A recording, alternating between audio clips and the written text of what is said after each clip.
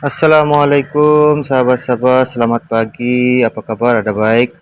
Alhamdulillah. Depan ada display rumah satu bilik, dalam ada gazebo, semua desain ada. Jadi sahabat-sahabat, like, comment, share banyak kali, follow saya. Yang ini jual rumah kayu nibung daripada nilai 3. Ini depan kedai kita ada display rumah satu bilik, ada yang 2 tingkat, ada gazebo.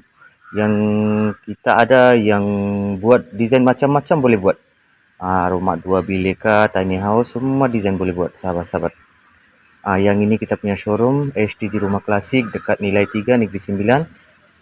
Sahabat-sahabat yang kalau nak buat homestay kah, kalau nak buat letak dalam kebun, kalau ada tanah kosong, boleh buat rumah 2 tingkat kah, rumah 1 tingkat, rumah studio, mini house, tiny house, gazebo.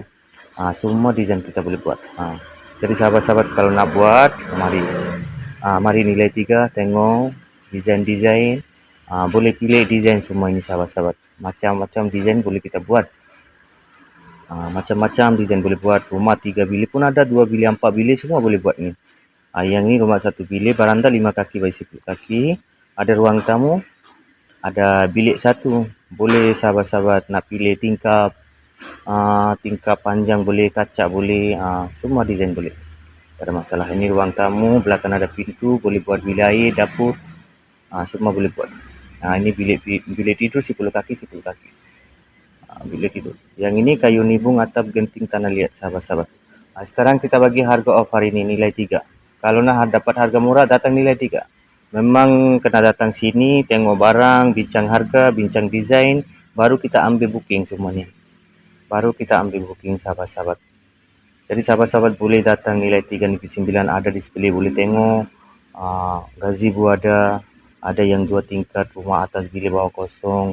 Kalau 2 tingkat desain lain-lain semua ada desain ini. Yang ini lori kita pakai lori ini. Lori canvas pun ada, lori kecil pun ada, lori ini besar pun ada. Sahabat-sahabat boleh. Kalau nak perabot pun sahabat boleh kita ambil perabot. Memang kita ada perabot juga.